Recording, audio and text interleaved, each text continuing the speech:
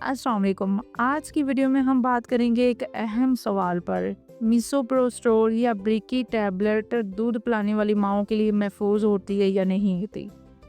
अगर आप एक माँ हैं और अपने बच्चे को दूध पिला रही हैं तो ये वीडियो ज़रूर आप देखिएगा। हो सकता है इसमें आपके लिए बहुत सारी जानकारी हो। तो सबसे पहले देखते हैं मिसोप्रोस्टोल होती क्या है।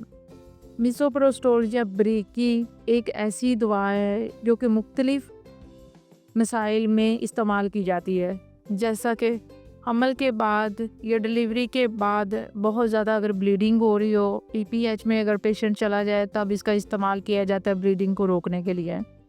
सेकंड नंबर पे अगर अनकम्प्लीट अबॉर्शन है उसमें इसको यूज़ किया जाता है कि अबॉर्शन को कंप्लीट किया जाए या जो भी पीस है उसको रिमूव किया जाए। इसके अलावा मैदे के इसके लिए भी इसका इस्तेमाल किया जाता है। दूसरे नंबर पे क्या ये माँ के दूध में शामिल हो सकती है या नहीं, तो इसका जवाब है जी हाँ। मिसोप्रोस्टोल ब्रेकी टैबलेट की थोड़ी सी मिकदार माँ के दूध में शामिल होती है, लेकिन कुछ माहिरीन के मुताबिक ये मिकदार इतनी कम होती है कि बच्चे को आमतौर पर कोई नुकसान नहीं होता। अब अगर बच्चे पे असर की बात की जाए तो बाज़ वक़्त बच्चे को हल्के से मोशन लग जाते हैं या बेचैनी हो सकती है, लेकिन ये अलामत बहुत ही आर्जी होती है, मतलब बहुत कम टाइम के लिए होती है।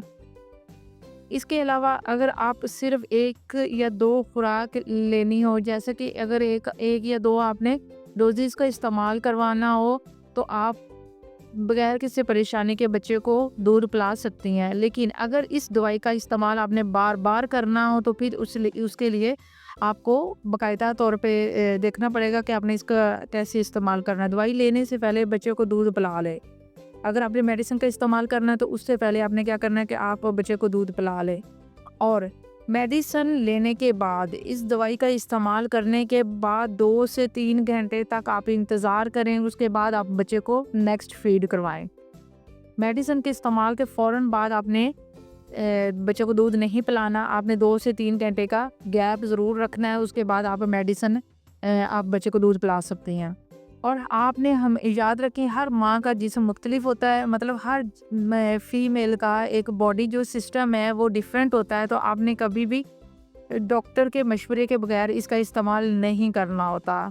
ख़ास तौर पर अगर आप अबॉर्शन के लिए इस्तेमाल करना चाह रही हैं या आपको डिलीवरी के बाद ब्लीडिंग हो रही है तब आप इसका इस्तेमाल करना चाह रहे हैं, तो जब तक आप इसका मशवरा नहीं करेंगे, जब तक आप इसको चेक नहीं प्रॉपर तौर पे करवाएंगे, तब तक आप इसका इस्तेमाल नहीं कर सकती, क्योंकि ये आपके लिए नुकसानदा साबित हो सकती है। इसकी गलत डोज आपके लिए नुकसान कर सकती है, तो इसलिए जब भी इन दवाइयों का इस्तेमाल किया करें तो पहले अपने आप को चेक करवा लिया करें अच्छे से, उसके बाद इसका इस्तेमाल किया जाए करें।